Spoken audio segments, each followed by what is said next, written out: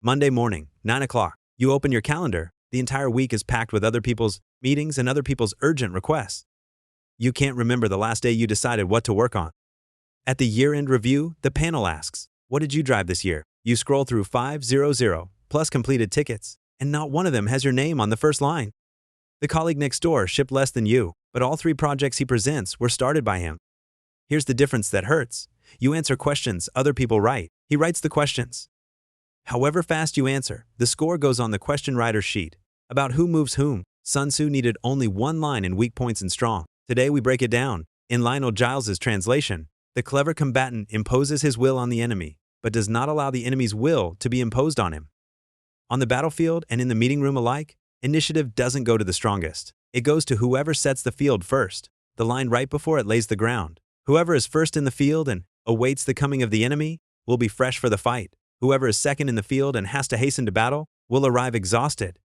The early general rests while the late one runs. The scale has tipped before a single blow lands.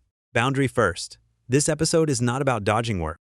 The entry ticket to initiative is reliable delivery. Be the person who ships, and only then do you get to write questions. We're solving exactly one problem: why your schedule is always written by someone else. Translate, impose your will into workplace terms. Initiative isn't won when a request reaches you. It's won at 3 moments on a timeline: before it forms, when it lands, when it cuts the line. Moment by moment. Moment 1 before the request forms. Be first in the field.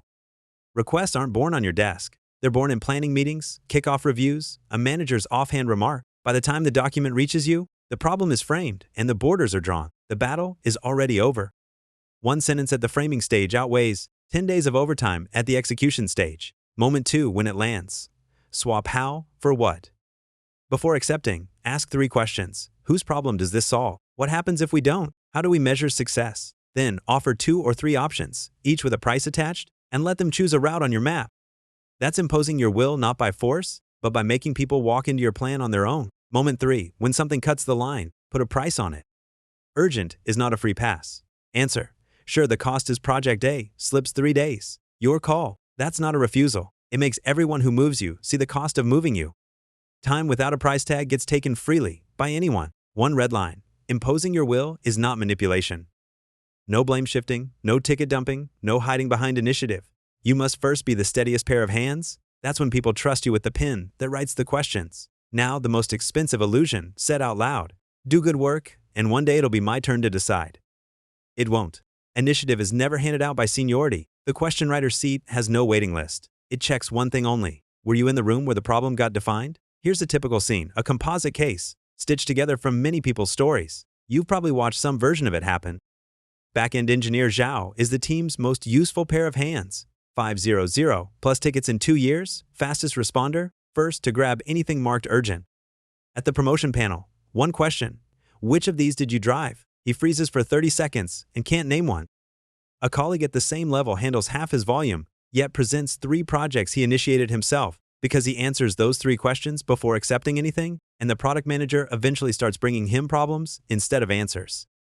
He never misses a planning meeting. In the Q3 plan, 2 projects carry his name on the first line. Zhao's 500 tickets are scattered across 20 of other people's projects, and nobody remembers a single one. Zhao doesn't lack ability. He was simply never in the room where questions get written. Organizations don't hand the pen to the fastest answerer, only to the one who writes the questions. Later, Zhao makes up the missed lesson. He lists every line-cutting request from the past 6 months and finds 40% are repeated data pull chores. For the first time, he starts his own project, a self-service data tool that automates that 40% away. After launch, line-cutting requests drop by half, and his calendar shows its first solid empty block. At the year-end review, he finally tells a story with his own name on the first line. The panel's follow-up changes too. What do you plan to do next? That's a question only question writers get asked. 3 moves you can use tomorrow. 1.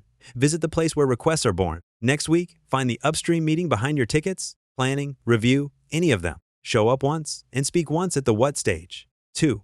Answer 3 questions before accepting anything. Whose problem does this solve? What happens if we don't? How is success measured? Pull the conversation from how back to what. 3. Price every line. Cut. Don't say no. Say, sure, the cost is X, slips 2 days. Your call. Once your time has a price tag, moving you has a cost. Next episode, still in Weak Points and Strong. Avoid what is strong and strike at what is weak. Stop proving yourself in the most crowded lane and find the gap your organization actually needs filled. See you then.